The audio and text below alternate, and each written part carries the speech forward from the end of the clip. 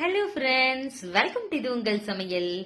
இன்னைக்கு ரொம்ப ஈஸியான ஒரு சட்னி தான் பார்க்க போறோம். இட்லி தோசைக்கு டேஸ்ட் சூப்பரா இருக்கும்.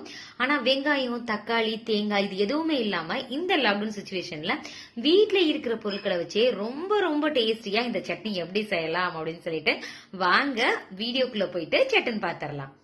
ஃபர்ஸ்ட் இந்த சட்னி செய்யறதுக்கு ஒரு பேன் எடுத்துட்டு அதுல எண்ணெய் சேர்த்துக்கங்க.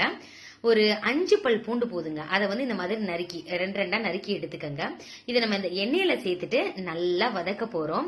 இந்த வெள்ளை பூண்டோட பச்சை வாசனை எதுவுமே வரக்கூடாது, அந்த அளவுக்கு நீங்க வதக்கி விடணும்.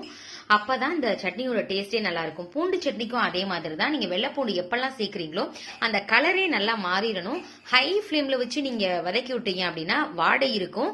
அதனால மீடியம் ஃபிளேம்ல வச்சு வதக்கி விட்டுட்டே இருந்தாதான் பச்சை ஸ்மெல் எதுவுமே இருக்காது.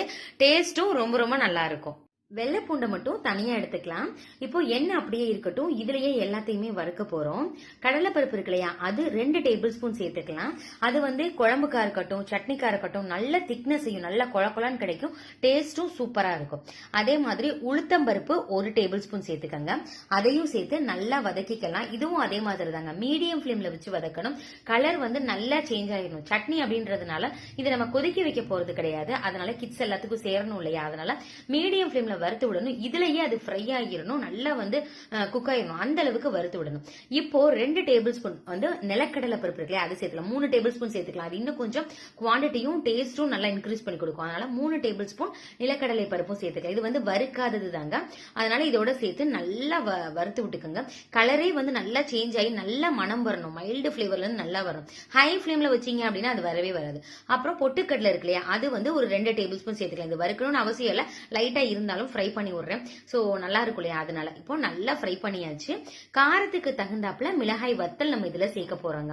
உங்கள்கிட்ட இதுல ஏதாவது இல்ல, இப்ப நிலக்கடலை பருப்பு இல்ல அப்படின்னா நீங்க அதை விட்டுறலாம். மிச்சம் எது சேர்த்தாலுமே நல்லா தான் இருக்கும். இல்ல பொட்டுக்கடலை சேர்க்கல அப்படின்னாலும் பரவாயில்ல. மிச்சம் 3 பருப்பையும் சேர்த்து நீங்க செஞ்சாலும் குவான்டிட்டியும் அதிகமா இருக்கும், டேஸ்டும் நல்லா இருக்கும். இப்போ இதுக்கு தகுந்தாப்புல, காரத்துக்கு தகுந்தாப்புல மிளகாய் வத்தல் நம்ம சேர்த்துக்கலாம். நான் நல்லா காரமா இருக்கணும் அப்படின்றதுக்காக 5 வத்தல் சேர்த்திருக்கிறேன்.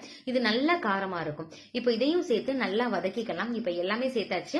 சப்போஸ் நீங்க தேங்காய் சேர்க்கணும்னு நினைச்சீங்க அப்படின்னா தேங்காயும் சேர்த்துக்கலாம். ஆனா எனக்கு தேங்காய் சேர்க்காம தான் செய்ய போறேன். தேங்காய் சேர்க்காமலே இந்த சட்னி ரொம்ப ரொம்ப டேஸ்டியா இருக்கும், கிட்ஸுக்கும் ரொம்பவே பிடிக்குங்க.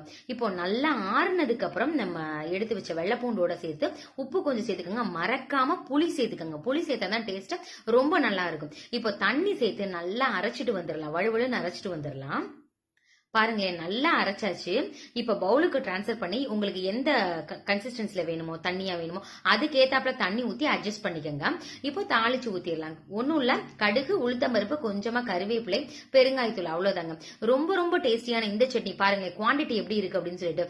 வெங்காயம், தக்காளி, தேங்காய் இதுல மட்டும் ரொட்டீனா சட்னி செய்யாம இந்த மாதிரி வித்தியாசமா செய்யலாம். இதே மாதிரி நம்ம சேனல்ல 50க்கும் மேற்பட்ட சட்னி வெரைட்டிஸ் இருக்கு. உங்களுக்கு தேவைப்பட்டா அப்படியே மேல ஐகார்ட்ல பாருங்க, அதை கிளிக் பண்ணி பாருங்க.